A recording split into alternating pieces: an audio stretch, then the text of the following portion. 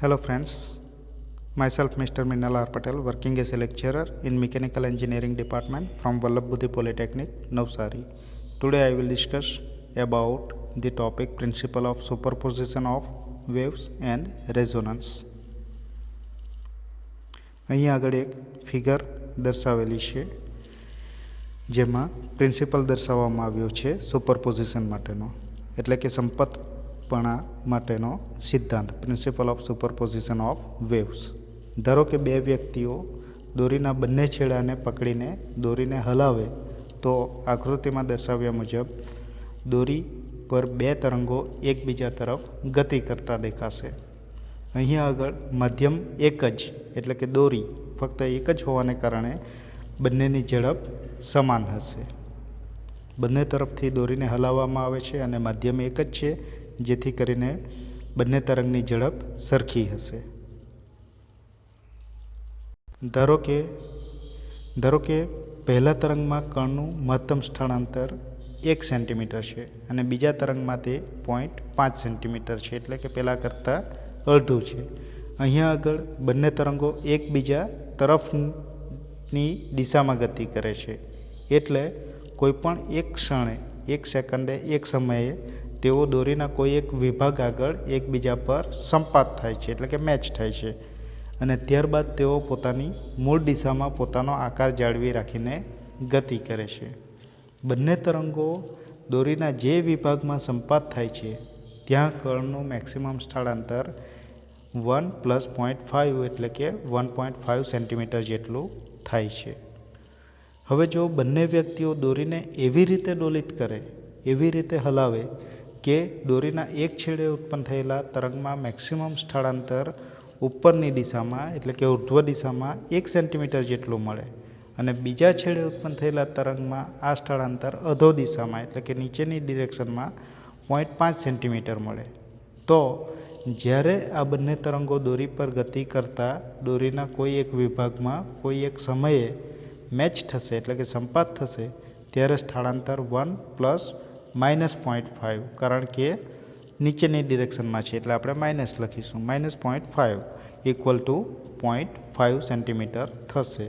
બરાબર, 1 - 0.5 = 0.5 સેન્ટીમીટર થશે. ત્યાર પછી બંને તરંગો છૂટા પડીને પોતાની મૂળ દિશામાં ગતિ કરે છે.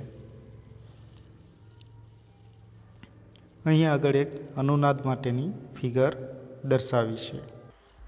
એ પહેલાં આપણે સંપાતપણાનો સિદ્ધાંત જોઈએ. તો સંપાતપણાનો સિદ્ધાંત એટલે શું? તો જ્યારે માધ્યમનો કોઈ કણ એકી સાથે બે કે તેથી વધારે તરંગોની અસર હેઠળ આવે છે ત્યારે તે કણનું સ્થળાંતર તે દરેક તરંગ વડે ઉદ્ભવતા સ્વતંત્ર સ્થળાંતરના સદિશ સરવાળા જેટલું થાય છે. જેમ કે આપણે આગળ જોઈ ગયા 1 + 0.5 એટલે 1.5 સેન્ટીમીટર થતું હતું. બંને તરંગની ગતિ ઉપરની દિશામાં હતી, જ્યારે બીજામાં આપણે બીજા તરંગની ગતિ નીચેની ડિરેક્શનમાં હતી એટલે 1 - 0.5 = આપણો આન્સર આવતો હતો 0.5 સેન્ટીમીટર. એટલે બંને સ્થળાંતરનો સદિશ સરવાળો આપણે લઈશું એટલું સ્થળાંતર દરેક તરંગ વડે ઉદ્ભવતું સ્થળાંતર થશે અને દરેક આ કણનું સ્થાનાંતર થશે. બરાબર, ઓકે. એના પછી આપણે જોઈશું અનુનાદ, રેઝોનન્સ. તો રેઝોનન્સ કોને કહેવાશે? તો જ્યારે કોઈ કુદરતી આવૃત્તિથી આંદોલન કરતી સિસ્ટમ હોય તો તેના પર લગભગ સમાન આવૃત્તિવાળા તરંગો આવર્ત તરંગો જો આપાત કરવામાં આવે તો ત્યારે તે સિસ્ટમમાં મહત્તમ કંપવિસ્તારવાળા આંદોલન જોવા મળે છે. આ ઘટનાને અનુનાદ એટલે કે રેઝોનન્સ તરીકે ઓળખવામાં આવે છે.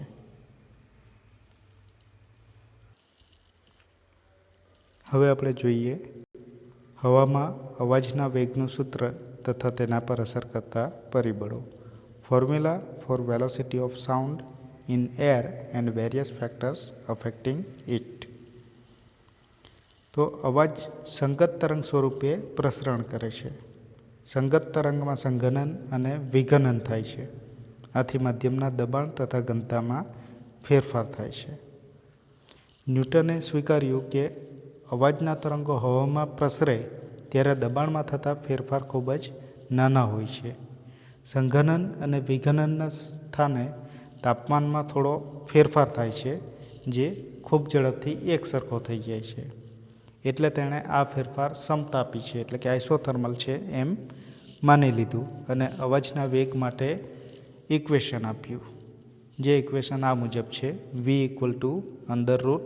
√k/d, જ્યાં આગળ k એટલે મધ્યમના કદના સ્થિતિસ્થાપકતાનો અચળાંક કહેવાશે, d એટલે મધ્યમની ઘનતા કહેવાશે, ડેન્સિટી. હવે આંકડાકીય રીતે હવાની સમતાપી એટલે કે આઇસોથર્મલ સ્થિતિસ્થાપકતા ઇલાસ્ટિસિટી ની વેલ્યુ તેના દબાણ જેટલી હોય છે. હવે v √p/d એટલે આ સૂત્ર અનુસાર તાપમાન અને દબાણે હવાનો વેગ 280 મીટર પર સેકન્ડ મળ્યો. બરાબર, સામાન્ય તાપમાન અને દબાણે હવાનો વેગ 280 મીટર પર સેકન્ડ મળ્યો. હવે આ મૂલ્ય પ્રાયોગિક મૂલ્ય એટલે કે 331 મીટર પર સેકન્ડની સરખામણીએ ખૂબ જ ઓછું હતું. એટલે એની અંદર પછી લાપ્લાસનું કરેક્શન આવ્યું, જેને આપણે કહીશું લાપ્લાસનો સુધારો, લાપ્લાસીસ કરેક્શન. તો લાપ્લાસે અવાજના વેગ માટે ન્યૂટનના સૂત્ર પ્રમાણેનું મૂલ્ય તથા પ્રાયોગિક મૂલ્ય વચ્ચેના તફાવતને ધ્યાનમાં લીધો. એણે સૂચન કર્યું કે સંઘનન તથા વિઘનન ખૂબ જ ઝડપી થાય છે, એટલે બંને સ્થળે તાપમાન એક સરખું થઈ શકે નહીં. વળી હવા ઉષ્માની ઘણી જ મંદ વાહક છે, ઘણી ઉષ્મા વહન કરતી નથી. તેથી પણ સંઘનનના બિંદુઓથી વિઘનનના બિંદુઓ સુધી ઉષ્માનું ખૂબ જ ઓછું સંચારણ થાય છે. એટલા માટે આ ફેરફારો સમોષ્મી એટલે કે એડિયાબેટિક પ્રકારના છે. વાયુની સમોષ્મિક સ્થિતિસ્થાપકતા λp છે,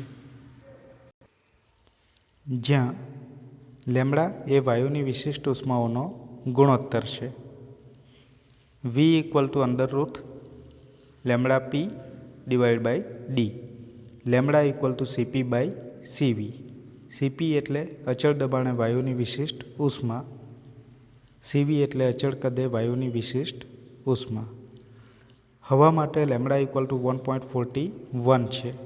આ સમીકરણનો ઉપયોગ કરતા સામાન્ય તાપમાન અને દબાણ NTP normal temperature and pressure ની સ્થિતિએ વેગનું મૂલ્ય 331.4 મીટર પર સેકન્ડ આવે છે, જે પ્રાયોગિક મૂલ્ય સાથે સુસંગત છે.